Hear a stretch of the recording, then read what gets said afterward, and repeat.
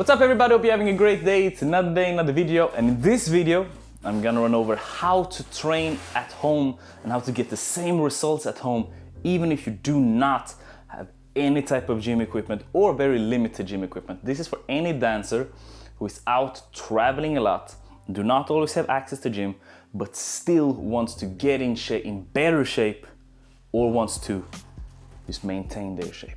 All right, so this is what it is. Let's say, for example, at your gym you have squats, bench press, and let's do biceps curls, for example. Well, let's do deadlifts instead. Biceps curls is pretty easy. We can do biceps curls also. So you have squats, you have bench press, you have biceps curls, you have deadlifts. And let's say you're at the hotel room. You have no equipment, nothing.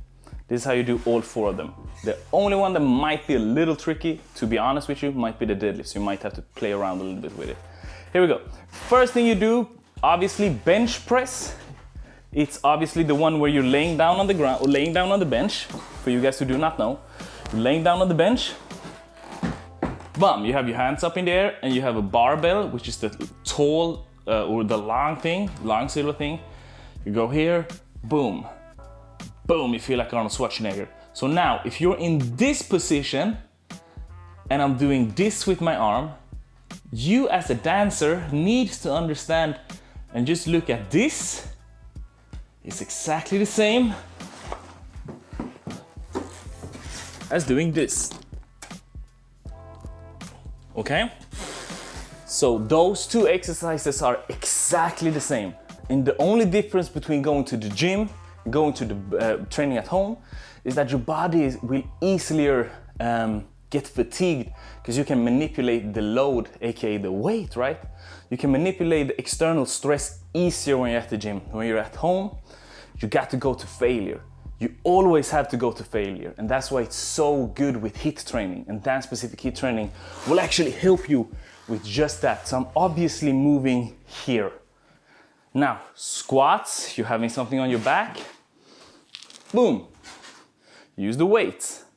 So what do? If I want to make sure to go heavier in home, I do some squats. Obviously makes sense, right? Biceps curls, this one at the gym. So if I look at this position, okay, what can I do at home? If I don't have any weights, I don't have anything, I'm looking at this position and I place my hands like this. Here my biceps is flexed, contracted. Awesome, what can I do in this position? I can go down here. So if I do here you can see even on my biceps that they are activated. Press up, huge difference. Huge difference. Same thing there. Now, deadlifts, for example, that might be a little tricky. You can do, you go down here and you shoot up. Shoot straight up in the air. One more time. I go down, lock my hands under, this is a little bit advanced. Lock my hands under my feet, breathe in, and I go up.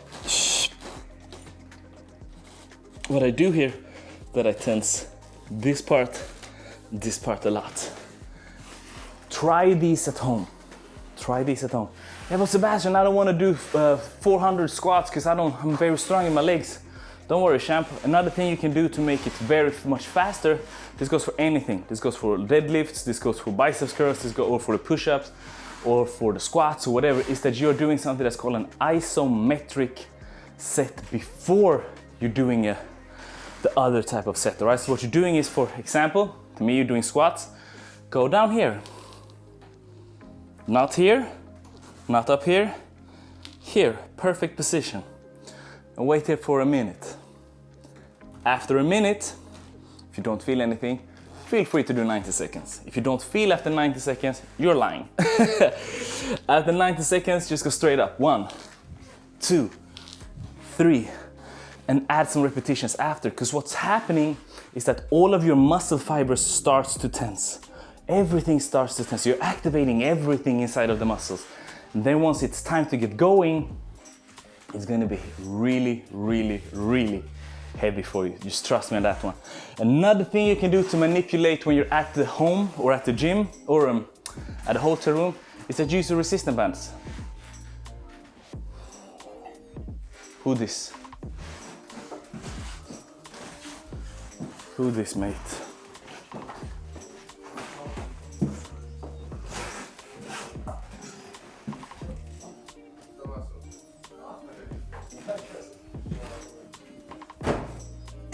Vad har du beställt?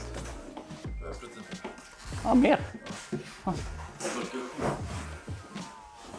Vi börjar där med resistance band. Another thing you can do once you're at the home, out traveling, is that you bring a resistance band.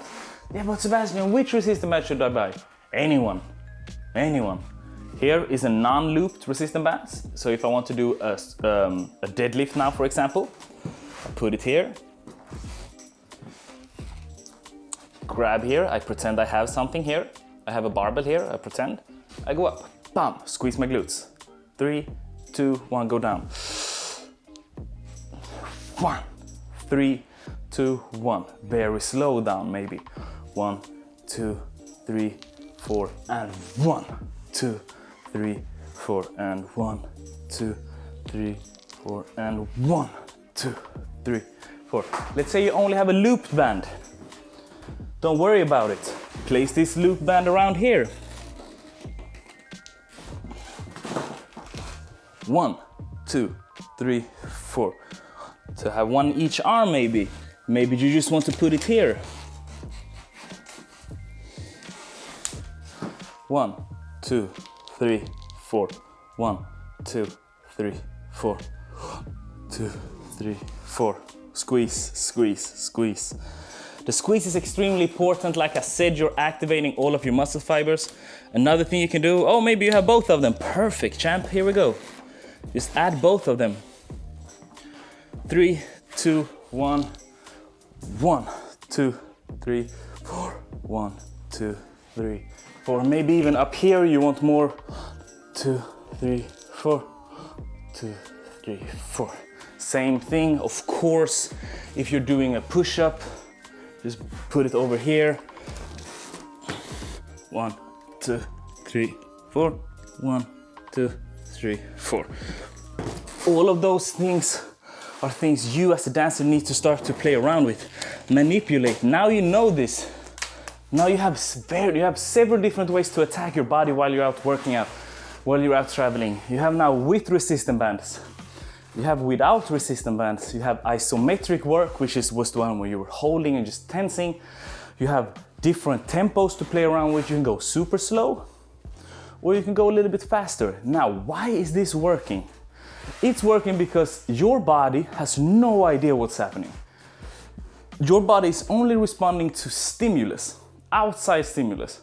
It has no idea if you're lifting a 50 kilo thing here, or if you're doing push-ups, or if you're doing bench press 50 kilos, or you're doing 50 kilos, or you're doing push-ups. It's responding to if you're going to failure or not. That's what you need to aim for. And that's why it's so powerful to do HIIT training. When you're doing HIIT training, which stands for high intensity interval training, which are all the videos you can find in Dancers Bootcamp, all the videos you can find here in the group. When you're doing HIIT training, you are pushing your body to failure.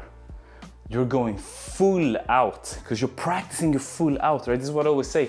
If you want to be able to reach your fullest full out as a dancer, you need to practice it here in the weight room or at home, not only in the studios, right? Full out is obviously like facial expression, obviously like corporal expression also. I get that, it's not what I'm saying.